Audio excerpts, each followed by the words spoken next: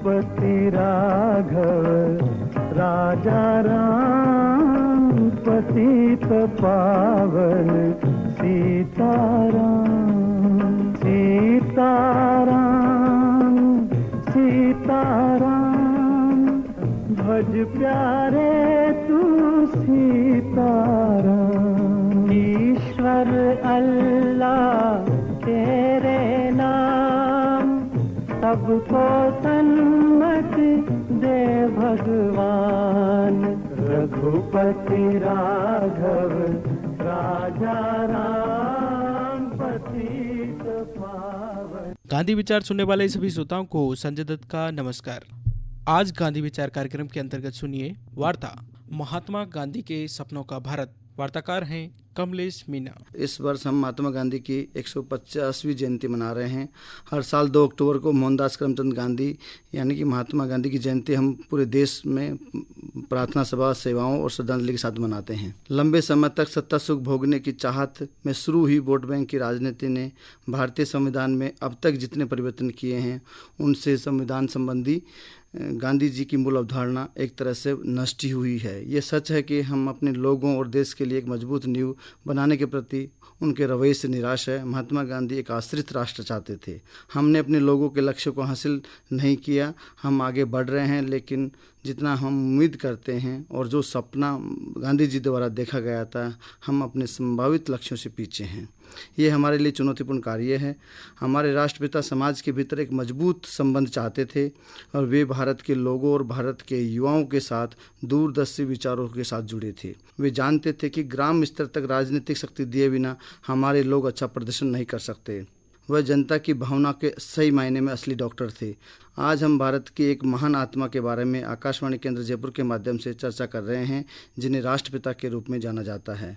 हम उनकी 150वीं जन्मदिन की वर्षगांठ मना रहे हैं। वह जीवन के वास्तविक अर्थ में महात्मा थे। हम अपने स्वतंत्रता सेनानी, स्वतंत्रता आंदोलन के मुख्य स्तंभ मोहनदास करमचंद गांधी के बारे में बात कर रहे हैं। आज देश भर में उनकी 150वीं जयंती बड़े मान और आशाओं के साथ मना रहे हैं। आज तक भी वह प्रासंगिक व्यक्तित्व बने हुए हैं।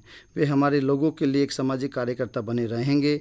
महात्मा एक ऐसे राष्ट्र का निर्माण करना चाहते थे जो आप सभी के लिए समान हो और किसी के साथ कोई भेदभाव न हो। वह समाज के समावेशी विकास के विचार के साथ एक दूरदर्शी सामाजिक नेता थे। वह हमारे लिए एक वास्तविक धर्मनिरपेक्ष देश बनाना चाहते थे, जहां जाति, पंथ, रंग के आधार पर कोई अंतर नहीं हो। उन्होंने हमारे लिए एक मजबूत राष्ट्र का सपना देखा, जहां सभी का सम्मानजनक जीवन और व्यक्तिगत गरिमा हो। वह वास्तविक अर्थों में एक स्वामित्व वाले राष्ट्र और सम्मानित नागरिक चाहते थे। महात्मा गांधी मात्र भारत ही नहीं अपितु पूरे विश्व में सर्वाधिक प्रभावशाली व्यक्तियों में एक माने जाते हैं।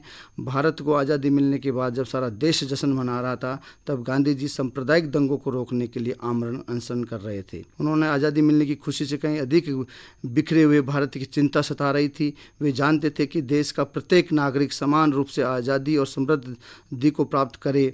और महान विचारक, दार्शनिक, कुशल राजनेता और दूरदृष्टा महात्मा गांधी ने जिस भारत की कल्पना की थी, आज़ादी के 73 वर्ष बाद भी क्या हम उस भारत का निर्माण कर पाए?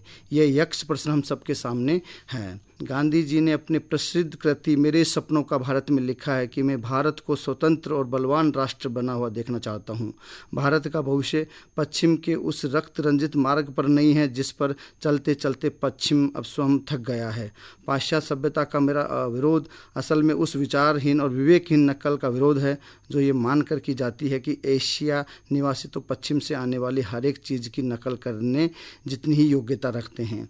हमें अपने हृदय पर एक बोध वाक्य अंकित कर लेना चाहिए, सादा जीवन उच्च चिंतन। गांधी जी ने राजनेताओं और कथित समाजसेवियों को स्पष्ट रूप से लिखा, आज तो ये निश्चित है कि हमारे लाखों करोड़ों लोग सुख सुविधाओं को वाला जीवन संभव नहीं है। हम मुट्ठी भर लोग जो सामान्यतः जनता के लिए चिंतन करने का दावा करते हैं, सुख सुविधाओं वाले उच्च और जीवन की निरर्थक खोज में उच्च चिंतन को खोने का जोखिम उठा रहे हैं। गांधी जी के विचारों से स्पष्ट है कि गांधी जी के सपनों का समर्थ भारत आज कहीं दूर दिखाई पड़ रहा है। वे पाश्चात्य सभ्यता, नीतियों और दुष्प्रभावों को भली भांति समझते थे। उनके मुकाबले में उन्होंने भारत का सादा रहन सहन और परोपकारी नीतियों का कहीं अधिक उन्नत दिखाई देती थी। परंतु दुर्भाग्यवश आज़ादी के बाद से भारत में जिस तेज़ी से पाश्चात्य सभ्यता के ने पांव पसारे हैं, उतनी तेज़ी से तो तब नहीं पसारे थे जब यहाँ अंग्रेज शासन था। भौतिकता की अंधी दौड़ में भागते समाज में आज नैतिकता का कोई मूल्य नहीं रह गया है।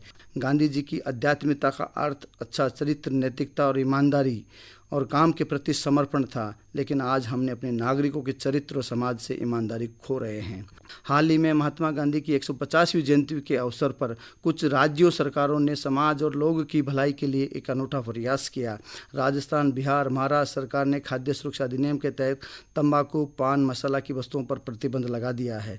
गांधी जी ने सांप्रदायिक मेलजोल की परिकल्पना की थी, लेकिन वोट बैंक की राजनीति ने देश को अब तक सांप्रदायिकता की जाति में बांटने का ही कार्य किया है। स्वराज के संदर्भ में गांधी जी से ने बड़ा ही स्पष्ट, सार्थक और तर्कसंगत चिंतन था।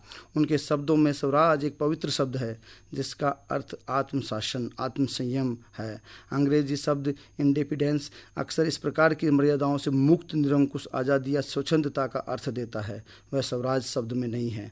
आखिरकार स्वराज निर्भर करता है हमारी आंतरिक शक्ति पर, बड़ी से बड़ी कठिनाइयों से जूझने की हमारी ताकत पर। आज़ादी के बाद से हैं हम गांधी जी के स्वराज पर से इंडिपेंडेंस की दिशा में और निर्वाध से बढ़ते चले जा रहे हैं। परिणाम स्वरूप देश में भ्रष्टाचार, स्वेच्छाचार, अपराध, भीड़ जनित हिंसा का ग्राफ तीव्र गति से बढ़ रहा है। शासन प्रशासन का भय भी लोगों में अब धीरे धीरे समाप्त हो रहा है। जिन गांधी की जन्म दिवस 2 अक्टूबर को पूरा विश्व अंतर्राष्ट्रीय अहिंसा दिवस के रूप में मनाता हो, उन्हीं गांधी जी के देश में हिंसा का तांडव दिन प्रतिदिन चरम पर पहुँच रहा है। हत्या, बलात्कार और लूट की घटनाएं आम बात हो गई है। ऐसी हर छोटी बड़ी घटना राजनीतिक मुद्दा बन जाती है। क्या यही बापू के सपनों का भारत था? राष्ट्रीय संदर्भ में तो गांधी जी की शिक्षाओं तथा प्रयोगों की ज़रूरत काफ़ी बढ़ गई है। खेद की बात यह है कि जिस देश के महान मनीषी ने विश्व को अनेक उच्च विचार दिए, विश्व मानवता को संकट से मुक्ति का मार्ग बताया, उसी के महान भारत में स्वाभिमान, राष्ट्रीयता, ईमानदारी, कर्तव्य निष्ठता, सहनशीलता आदि गुणों का ह्रास हो रहा है। देश के चारों तरफ समस्याओं का काले बादल छाने लगे हैं। हमें आज की परिस्थितियों में ये देखकर निश्चित रूप से प्रसन्नता हुई होगी कि देश और विदेश सभी जगह लोगों ने कुछ हद तक गांधी के रास्ते पर चलना शुरू कर दिया है। वह दिन अब दूर नहीं जब दुनिया का हर व्यक्ति गांधीवादी पद्धति का आलंबन शुरू कर दे। ऐसा होगा तभी मानवता को जीवित रखा जा सकता है। अमेरिका, इंग्लैंड, पश्चिमी जर्मनी, जापान, अन्य दूसरे विकसित देशों के लोग आज गांधी जी द्वारा बताए गए हिंसात्मक प्रतिरोध के द्वारा अपनी अपनी सरकारों पर दबाव डाल रहे हैं। वे मानवता का संहार करने वाले हथियारों पर प्रतिबंध संबंधी बातचीत में तेजी ला रहे हैं। महात्मा गांधी राजनीतिक, सामाजिक और आर्थिक कार्यों में अंतर करने को तैयार नहीं थे। वे मानते थे कि मनुष्य के सभी कार्य और समस्याएं मूल रूप में नैतिक है, अतः उनका समाधान भी नैतिक उपायों से ही संभव है।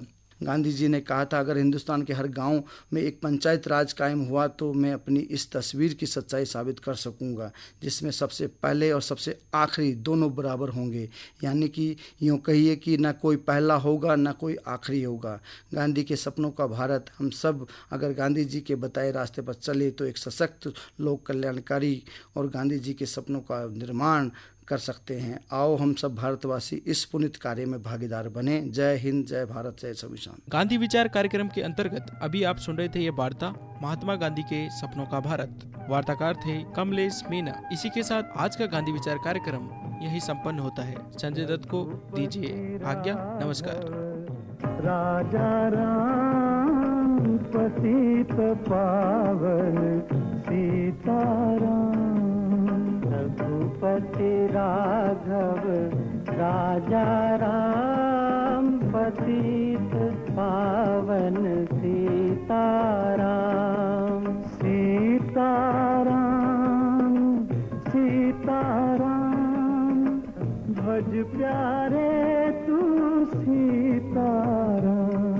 ईश्वर अल्लाह तेरे नाम, सबको सन्मति दे भगवान।